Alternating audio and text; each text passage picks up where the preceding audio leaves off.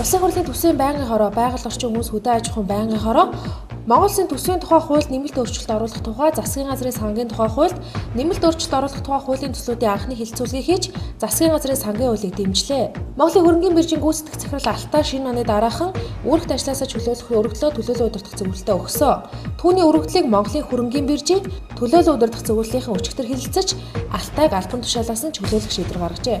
Орос улсны ипотекийн зээлийн тогтолцоог өнгөрсөн оноос нэвтрүүлсэнтэй холбоотойгоор барилга ухсралтын ажил эрчимтэй нэмэгдэх болсон. Өнгөрсөн жилийн эцсийн байдлаар барилга ухсралт их засварын ажлын үнийн дунд 1450 орчим тэрбум төгрөг болсон талаар үндэсний статистик орооноос мэдээллээ. Үйлдвэр хөдөө аж ахуйн яамнаас дотоодын хэрэгцээг хангах гурилын үнийг тогтвортой байлгах зорилгоор хүнсний улирлын нөөц бүрдүүлэх шаардлагадах 100,000 хүртэлх тонн Улаанбуудыг импорт авалсан. Улаанбуудаа оруулж ирэхэд бол гайлын албан дотор нэмэн өртгийн албан дотроос чөлөөлөх хуулийн төслүүдийг улсын хурлаар батлуулах шаардлагатай байгаамаа. Эдгээр төслүүдийг төсвийн байнгын хороо, байгаль орчин хүмүүс хөдөө аж ахуйн байнгын хорооны хуралдаанаар хэлэлцүүлж улсын хурлын чуулганы хуралдаанд шилжүүллээ.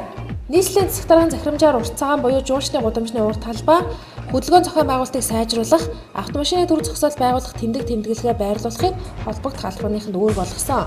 Энэ дагуу Улаанбаатар хотын замын хөдөлгөөний ачааллыг бууруулах ажлын хэсгээс урт цагааны урт талбайг чөлөөлөн 60-аас 80 автомашины зогсоол шинээр байгуулах ажлыг эхлүүлсэн байна. World Games наадмын аварга сонирхогчдын сумагийн дэлхийн хошоо аварга Наранбат 2013 оны дэлхийн шилдэг дамирчинд нэр дэвшсэн байна. Сандэ худалдааны төвд худалдаа эрхлэгчдийн холбооноос Сандэ группийн удирдлагуудыг их хэмжээний төлбөр хууль бусаар түрээслэгчдээс хураан авдаг гэж үзэн Чингэлтэй дүргийн шүүд гомдол гаргажээ.